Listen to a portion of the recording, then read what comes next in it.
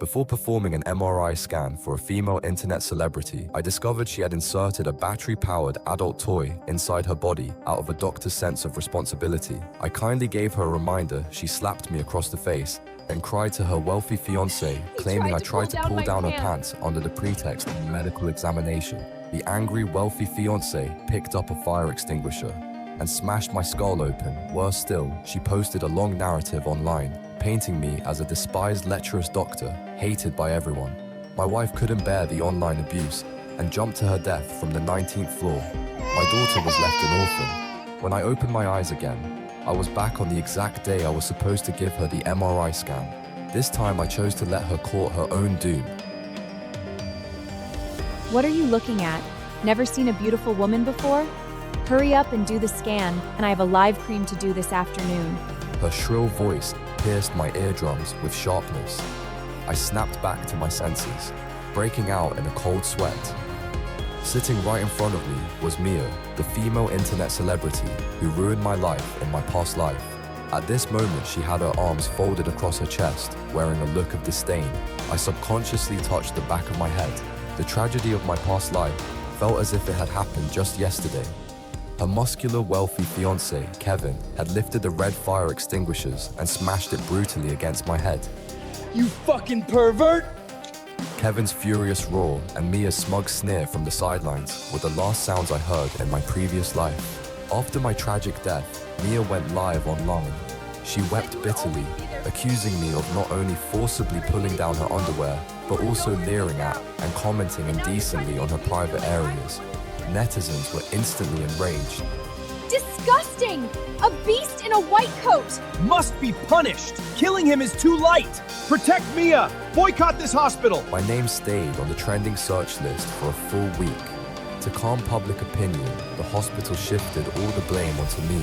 My wife jumped off the top floor of the hospital and took her own life. My elderly father, who had worked hard his entire life, was also harassed by strangers who came to his door to curse him and splash feces on his house.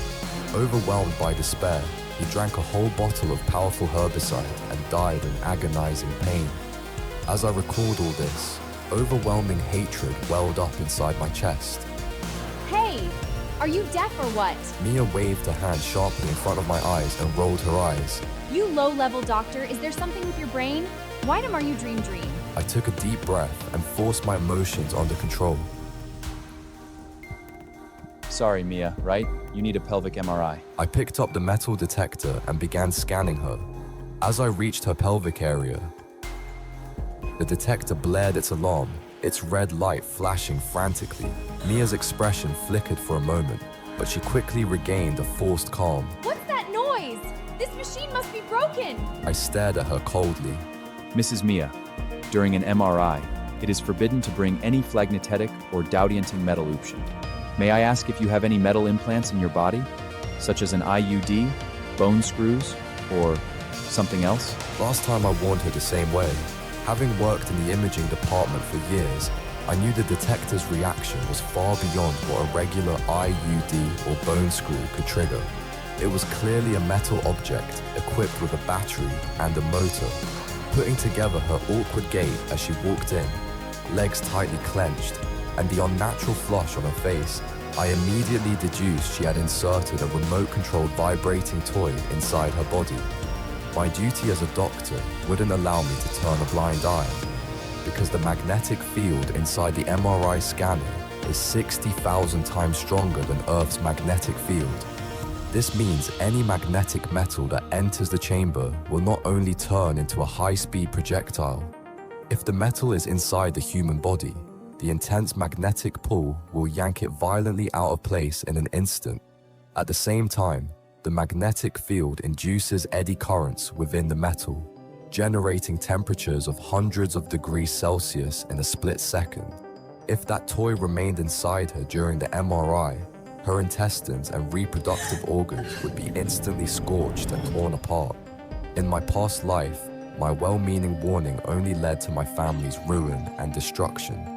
In this life, I looked at Mia's delicately made-up face, which could not hide her sharp and mean nature, and felt nothing but cold contempt in my heart.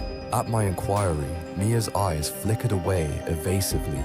She instinctively squeezed her legs tight, then snapped at me sharply. Are you insane? What's something else?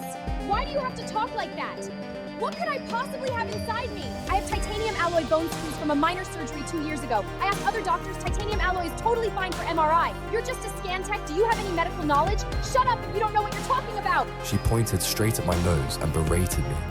It was true that titanium alloy inside the body was safe for an MRI scan, as it was not a ferromagnetic metal, but the detector's current reaction was definitely far more than just titanium alloy.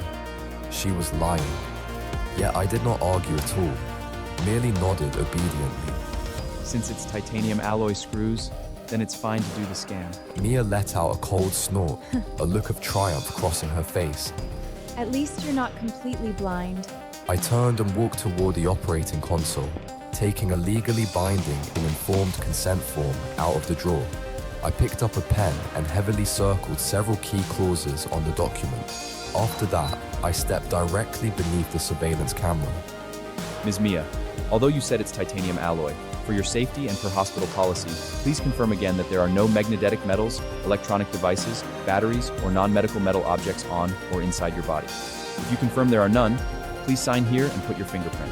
I handed the form and ink pad over to her. Without even glancing at it, Mia snatched the pen away. So annoying, so much talk. This crappy hospital is such a pain. Like I would bring anything in there. So ridiculous. She scribbled her signature across the form in a flamboyant manner, then pressed her fingerprint down hard. She slammed the form down on my desk. Done! Now do the scan. My husband is rushing me. Picked up the signed consent form and checked it carefully from start to finish. Black words on white paper, sealed with a bright red fingerprint. This was her death warrant and my safeguard.